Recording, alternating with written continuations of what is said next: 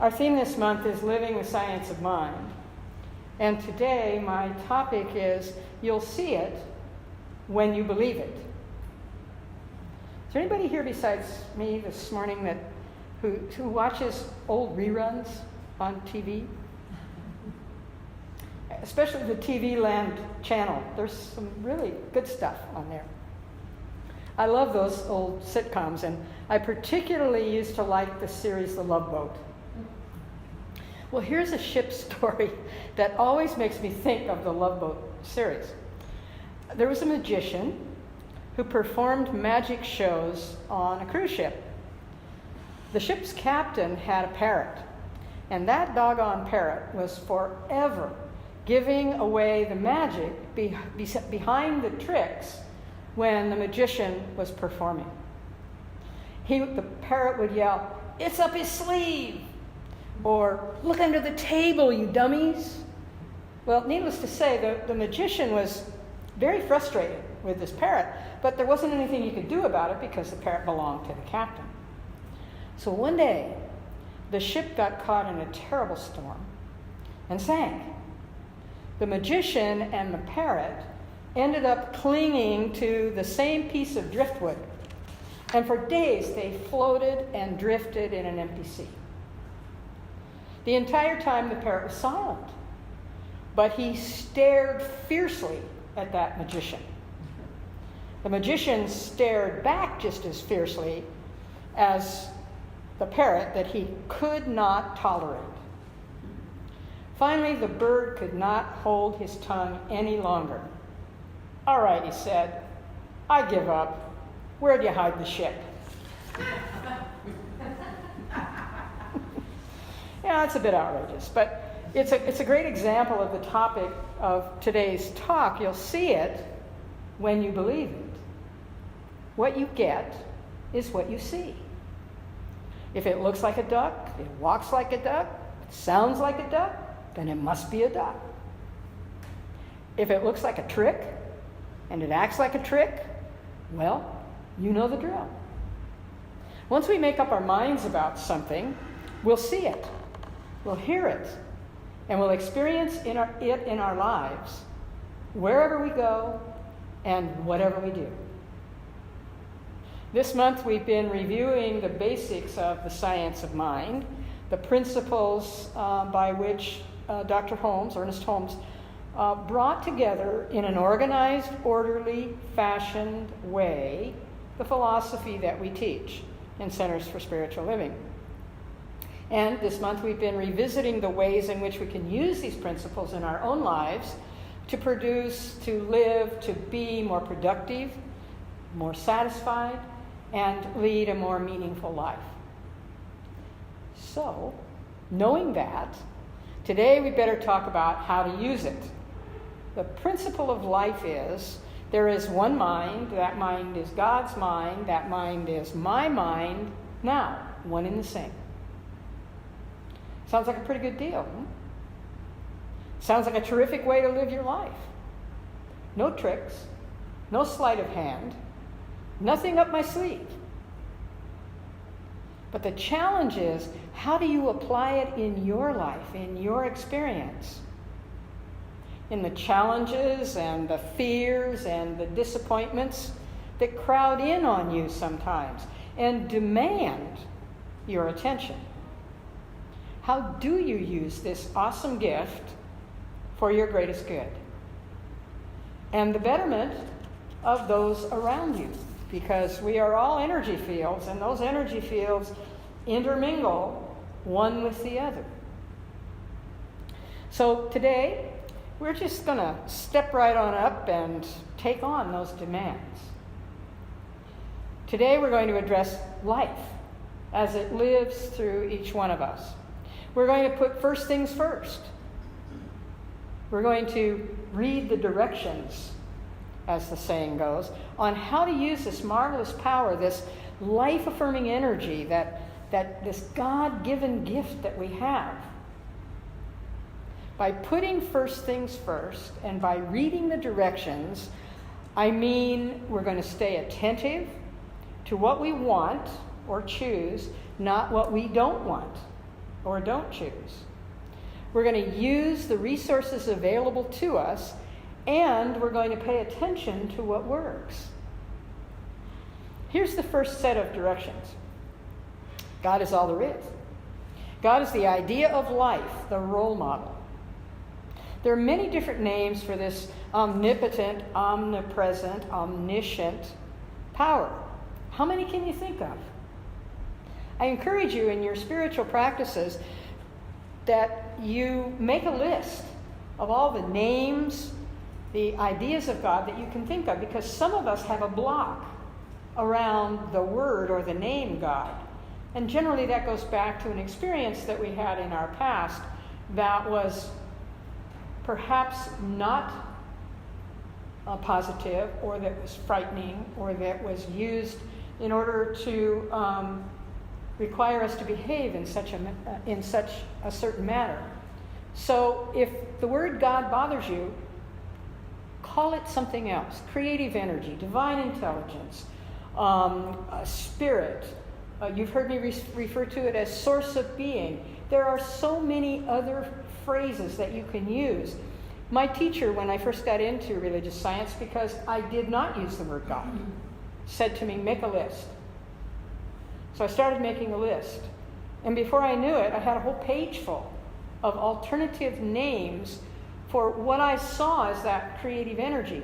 In that period of time that I've been in science of mind, science has proven many of the names or the ideas that I had about my source of being in a very scientific way.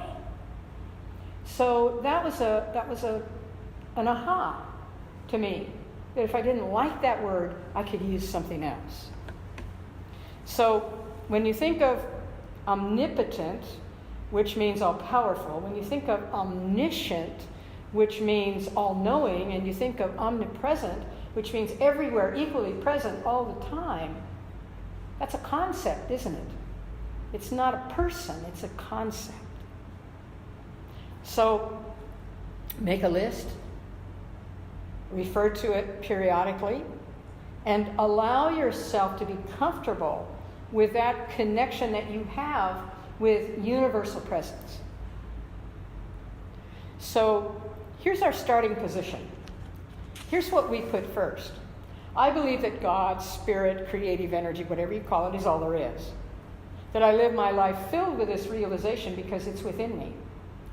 The creative process is passed on to that which is created, so it's within me. Here's the next set of directions.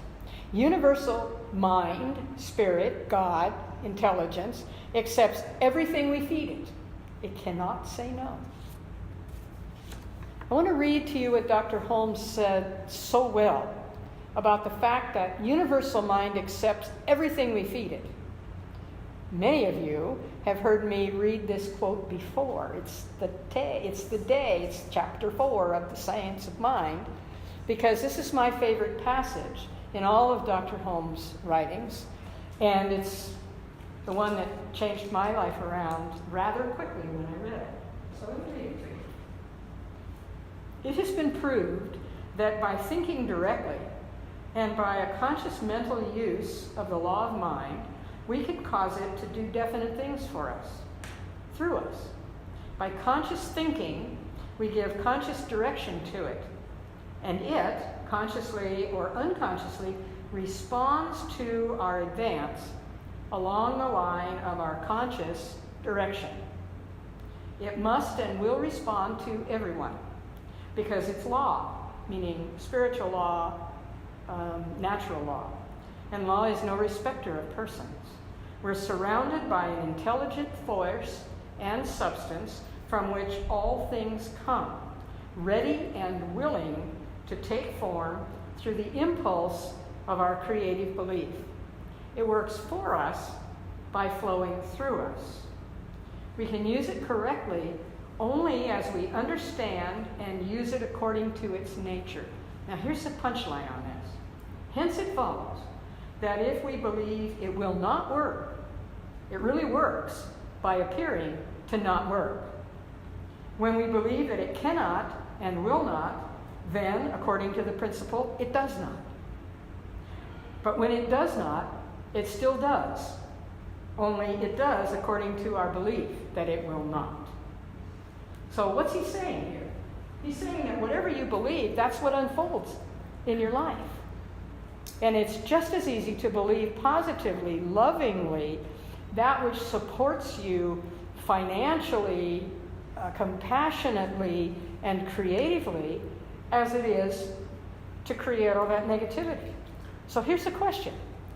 Knowing that whichever way you direct your attention brings about the result or the outcome, or as we call it, the demonstration, why would you think negatively when it's just as easy to think positively and just as easy to manifest it? See, this is a magnificent lesson for all of us.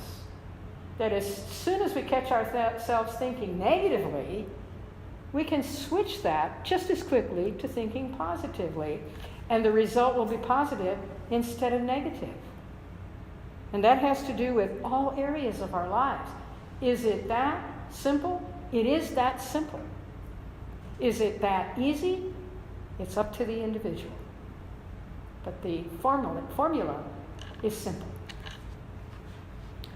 So here's the third set of directions. I believe in the power of my thoughts. I believe I can direct universal mind and cause the events of my life. So let's review this. Number one, God is all there is, vast, extensive, unlimited. I live my life filled with that realization. And when I get that, it shows up everywhere in my life. Number two, God accepts everything I think into universal mind. It can't say no. Therefore, I choose to think into universal mind thoughts of good, prosperity, love, happiness, peace.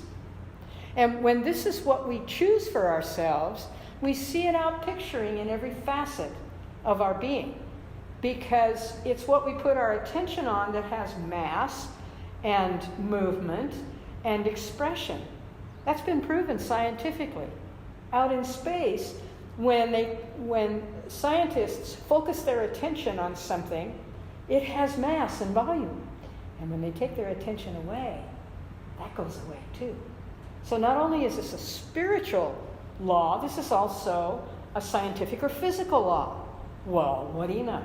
We are no longer on opposite ends of belief systems. We are aligning more and more with science as science discovers the things that metaphysicians have known for centuries. Now we have proof of it in so many ways. So here's number three. God is the source and the recipient of my beliefs and my thoughts. I think only those thoughts, then, which bring me the greatest good at no one else's expense. Why not? Why not? When our thoughts, our intentions, our ideas, our actions are good, there can be no harm, no foul, and no threat to anybody else. We do not take from anyone else that which we receive into our lives. We accept it for ourselves, and all the resources of the universe are available to us. Good is a force. Evil is its absence. Think about that.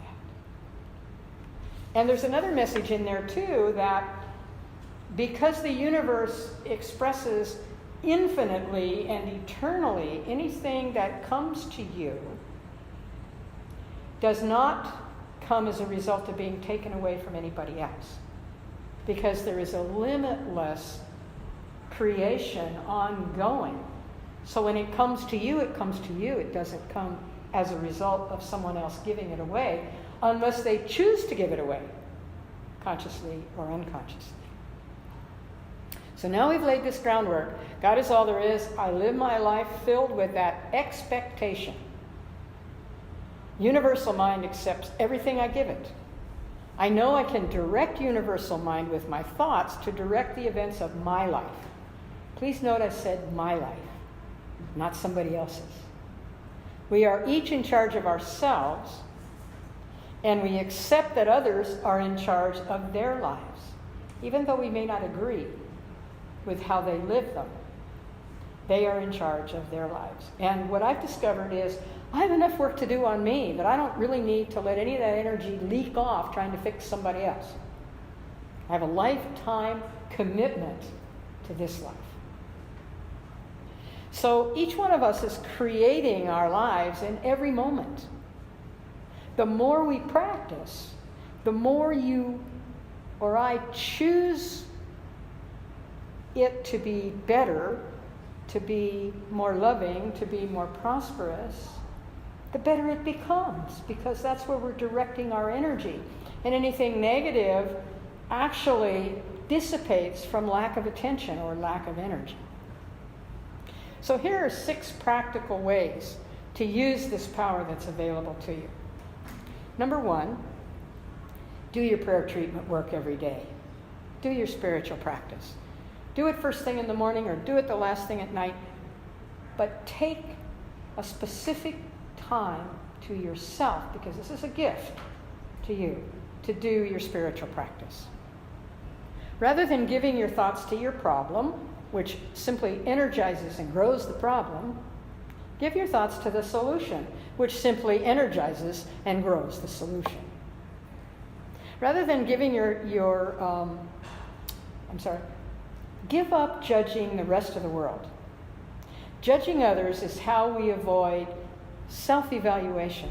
Oh gosh, sometimes it just grinds on us when we hear that, but it's true. Judging others is attempting to build ourselves up by tearing someone or something else down. The moment we see through the eyes of wisdom and love, judgment and accusation simply dissolve. They disappear because they're stripped of any meaning within our own consciousness. We heard an example of that this morning in Standing in the Light. We attract events and people into our lives. When you love yourself, you will attract things and people who support you and grow you and reflect that love. What about the energy that you've wasted in judgment and accusation in the past? Well, all that energy is now yours to use in a positive and meaningful way in your own life experiences. So here's point number 4. Give up your story. Give up your drama. If it's yesterday's news. Recognize that continuing to tell your story keeps you focused on the past or in the negative. Recognize the impact of buying into anyone or everyone else's story. You take on that negativity.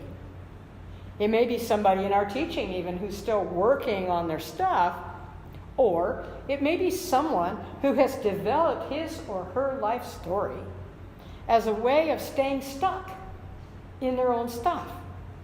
You know, things like lack, things like loss, things like illness, things like stress. You can still love others, friends, relatives, and honor them, but avoid wallowing with them, because it gets on you, in you, if you let it. And if you think that sounds cruel, it's the opposite. It's the most loving thing you can do, because once you start feeding that negativity for that individual, it grows. But when you withdraw that and you live your life in a positive, life-affirming way, they can be open to that as well. And that is the greatest gift you can give anybody. Not to try and force that on them, but to simply be it.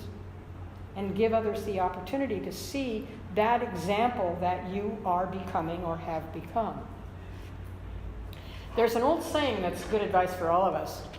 If you're a person who complains a lot, the universe is going to give you plenty to complain about. Oh, it works both directions too. It works in a positive way as well. So here's number 5.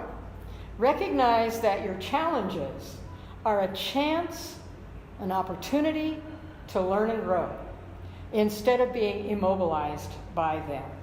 There's always a message. And that message always has a positive use for us when we're willing to really give it that space. Here's number 6. You need to think about what you think about. Let me say that again. You need to think about what you think about. And this is a biggie. This is the old BGO. Remember the BGO? The blinding glimpse of the obvious? The blinding glimpse of the obvious. You need to think about what you think about. That also carries through with what you listen to, what you watch, what kind of discussions no longer serve you. Really important. So remember that you are involved in mind treatment all the time. You're either involved in world mind treatment or spiritual mind treatment. See the difference there? Get that firmly in your consciousness. That is the key to this message. We can think about the present moment, or we can react to past experiences. But like good old Dennis the Menace, I invite you to see yesterday through who and what you are now, through what you know now, rather than through what you used to know. Dennis's words were, "Oh, to be 3 again and know what I know now." And he was 5 when he said that. We can think about the present moment, or we can bounce around in the future, better known as doing our what-ifs, like worrying or awfulizing. We can think truth, or we can acquiesce to temporary conditions that fit around us and move around us, like the magic tricks that I spoke of earlier. Manly Hall, one of the great teachers of science of mind, once said this of Ernest Holmes. He knew how to get this idea of the inner journey, which has been taught down through the ages, incidentally, in almost all religions and philosophies. Holmes figured out a way to get it out of his head and into his life. We call that practical application. How do I use this in every day-to-day experience that I'm having? And this is what sets religious science or science of mind apart from other metaphysical movements and from most formal religions. This is what separates us from other new concepts, this practical application, this ways to use it in our daily lives. And those of you who've taken classes or workshops have picked up so much of this kind of day-to-day common sense and how to live life. So fill your mind with the expectancy of good. Listen with your heart. Believing is a feeling of the heart. Believing means, I am like that. Emma Curtis Hopkins, the author of the Gospel series in spiritual science, once said, our heart must agree with our lips in order for our words to have power. Well, do you sometimes think, well, it's probably too late for me. I'm probably too old. Or maybe I'm just too set in my ways. I'm under too much pressure. The influence of the outside world is more than I can bear. In fact, I've heard people say this. Well, if I was younger, I could do this. Or if I were in a different situation, I could do this. Or if I'd known then what I know now, I could have done that. Well, here's the real question, folks. What are you doing now with what you know now? Because that's all that really matters. Yesterday is gone. Tomorrow is yet to be. All we have is the present moment. So bring forward from the past only that which serves you in the present moment and let the rest of it go.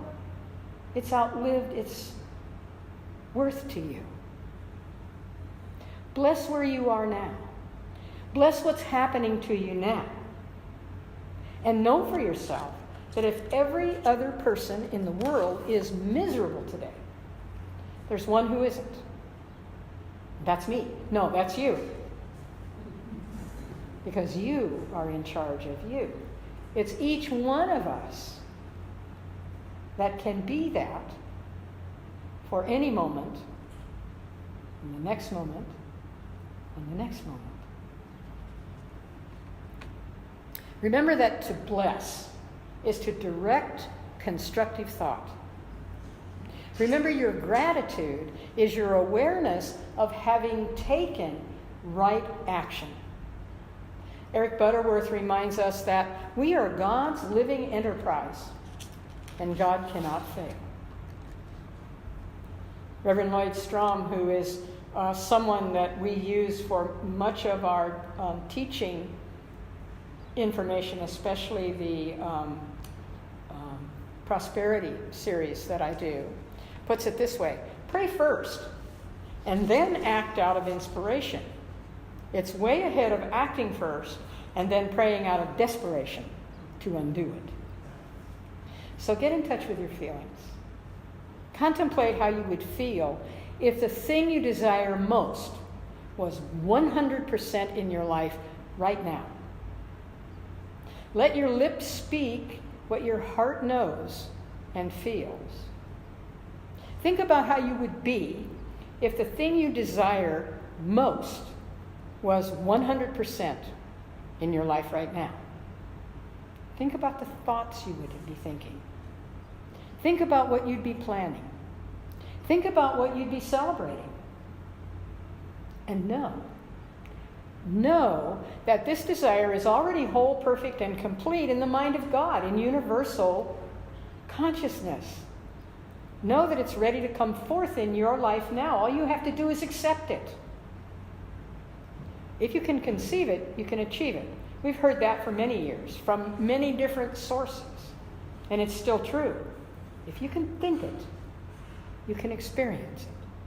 So put first things first in your thoughts. Put first things first in your ideas. Put first things first in your intentions and your activities. Fill your mind and your action with the expectancy of good.